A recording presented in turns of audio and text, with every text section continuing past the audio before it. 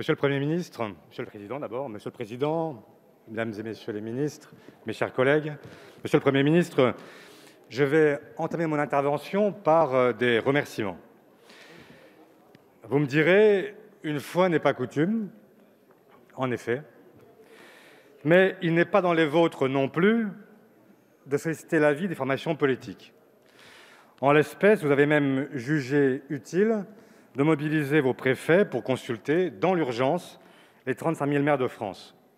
Nous n'étions pas habitués à de tels égards, et ce sera là le terme de mes remerciements, parce que, Monsieur le Premier ministre, comme vous le soupçonnez à juste raison, mes louanges n'iront pas plus loin. Et je vais vous dire pourquoi.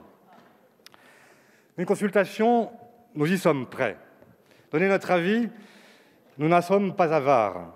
S'engager sur des mesures précises, nous n'avons pas pour habitude de ne pas assumer nos choix. En effet, depuis le début de la pandémie, nous n'avons cessé de réclamer les conditions d'une véritable solidarité nationale sur la gestion sanitaire de la crise. Nous avons, à chaque étape, cherché non pas à vous piéger, mais à prendre toute notre place dans le débat pour permettre à nos concitoyens de retrouver au plus vite les conditions d'une vie qui se rapproche au mieux de celles que nous connaissions avant l'apparition de la Covid-19. Je vais prendre un exemple, la stratégie vaccinale, où notre volonté a toujours été d'anticiper plutôt que de subir. Dès le mois de septembre, nous vous interrogions par le biais d'une question de mon collègue Boris Vallaud, lors d'une séance de questions au gouvernement. Le 11 novembre, j'ai écrit au chef de l'État tant il me semblait que nous prenions du retard sur l'organisation de cette campagne. Dans toute l'Europe, à l'époque, les gouvernements voisins prenaient la tâche des collectivités locales dès l'été, c'est-à-dire avant même la confirmation de l'existence d'une solution vaccinale. Dans ces pays, les lieux de vaccination étaient déjà décidés, les personnels habilités à vacciner étaient déjà désignés, les listes des patients prioritaires déjà établies. Nos deux présidents de groupe ont également, à l'Assemblée comme au Sénat, n'ont cessé de vous demander de tout mettre sur la table. Vous-même, comme vos ministres, avez répondu à nos alertes par des propos lénifiants. Vous étiez prêts. À vous écouter, d'ailleurs, vous ne cessez d'être prêts. Prêts pour le déconfinement, prêts pour le tester, tracer, isoler, prêts aussi pour la vaccination. Le résultat, chacun le connaît. Un début de campagne vaccinale poussif, un désordre logistique invraisemblable et des collectivités appelées en renfort pour pallier vos carences, les mêmes collectivités qui avaient été négligées au préalable. Bien sûr, nous avons été parfois, c'est vrai, invités à venir à votre rencontre à grand renfort de publicité. Mais pourquoi faire ? Chaque fois que vous nous avez convoqués, nous, les partis ou les groupes, jamais vous n'avez donné vos scénarios ou même livré les études d'impact permettant de faire des choix conscients. Non, vous avez toujours fait le choix de la mise en scène plutôt que de chercher l'unité du pays à travers ses représentants. Jusqu'à la veille du pari présidentiel du 29 janvier, vous nous avez remis des données, falsifiées volontairement ou pas. Comment, dans ces conditions, prétendre faire partager vos choix ? Il y a 15 jours, vous avez même été jusqu'à nous demander notre avis sur des décisions qui avaient déjà été prises et même annoncées la veille par le chef de l'État. Une consultation, pour qu'elle ait un sens, nécessite d'être conduite dans des délais qui permettent l'anticipation. Depuis un an, le sentiment partagé est que nous sommes toujours en retard d'une bataille. Sur les masques, sur les tests, sur les vaccins, sur les frontières, sur les mesures de freinage, sur le séquençage génomique, sur l'école à la maison, sur le variant brésilien. Là encore, il a fallu la pression de tous pour que vous preniez la décision de suspendre les vols en provenance du Brésil.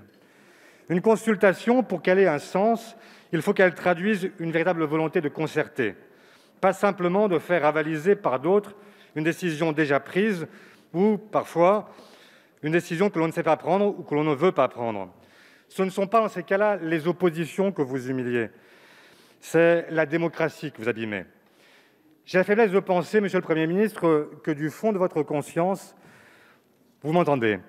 Et peut-être même, vous partagez ce point de vue. Mais vous êtes vous-même otage du fonctionnement jupitérien du président.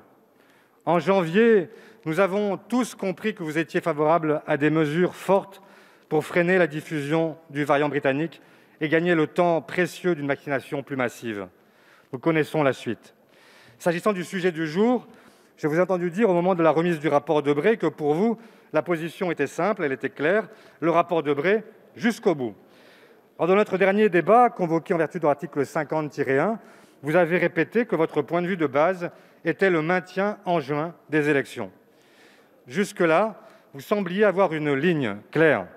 Et puis nous avons assisté à l'offensive croisée des chevaux légers présidentiels appelant à un report début octobre pour une campagne qui se serait tenue entre le mois d'août et l'entrée des classes. Admettez le caractère cocasse de cette proposition. Vous avez ensuite posé une incroyable question aux maires à laquelle ils n'avaient la possibilité de répondre que par oui ou par non. La question était: les conditions préconisées par le conseil scientifique vous semblent-elles réunies pour tenir les deux scrutins prévus en juin prochain? Incroyable question parce que la réponse était volontairement suggérée par la question. Incroyable surtout parce qu'il est de votre responsabilité, de réunir les conditions favorables d'une campagne et d'un scrutin. Incroyable enfin parce que, par votre intervention de ce jour, vous avez fait vous-même la démonstration que tout est possible. Là encore, si vous ne vous limitiez pas à des simulacres de concertation qui ne trompent plus personne, vous auriez dû anticiper depuis un an. Au lendemain des municipales, d'ailleurs, le ministre de l'Intérieur de l'époque nous avait réunis place Beauvau pour tirer les leçons de ce scrutin. J'ai cru un instant à la sincérité de la démarche. Je vois Gérald Darmanin se lever quand j'évoque la place Beauvau. J'ai dit son prédécesseur, ce n'était pas lui. Et nous avons fait de très nombreuses propositions. Sur les procurations, sur le vote par correspondance, sur les professions de foi plus denses parce qu'elles sont le seul document qui est adressé à l'ensemble des Français, sur la contribution souhaitable de l'audiovisuel public pour un débat éclairé, sur les règles sanitaires le jour du vote ou encore sur la protection des bénévoles qui assurent le bon déroulement du scrutin. Lors du débat sur le premier report, et maintenant le dernier, le groupe socialiste du Sénat a représenté ses propositions sous forme d'amendements. Ils ont tous été rejetés. Rien donc n'avait été retenu. Comme si, dans votre esprit, ou peut-être davantage encore dans l'esprit du chef de l'État, les élections ne devaient jamais se tenir en juin.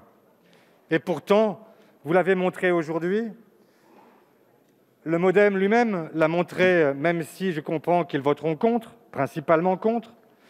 Tout était possible.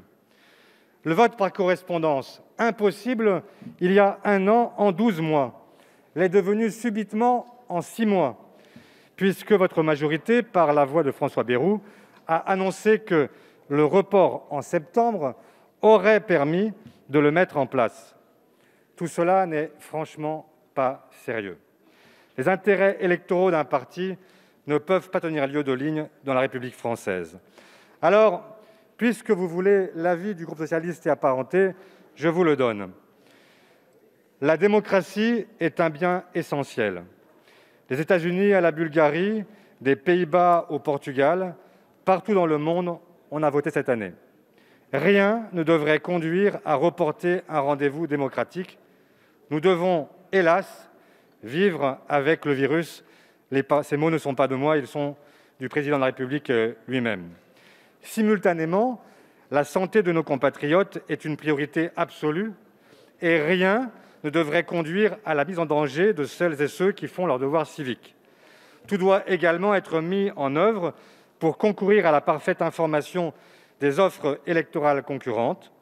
C'est au gouvernement qu'il appartient de concilier ces deux exigences, démocratiques et sanitaires, en même temps démocratiques et sanitaires. Depuis un an, vous en aviez le temps, vous en avez aujourd'hui le devoir. En maintenant le scrutin de juin, vous répondez à une partie de la question. Il vous appartient désormais de faciliter les tenues de la campagne et d'accompagner les communes aux fins d'assurer le vote dans des conditions optimales. J'ai entendu ce que vous disiez tout à l'heure, j'ai entendu les efforts que vous produisiez, j'ai entendu qu'enfin vous reconnaissiez que c'était possible. Et donc, pour ces raisons, nous voterons très majoritairement en faveur donc, de l'élection au mois de juin et donc en suivant votre intervention. Merci.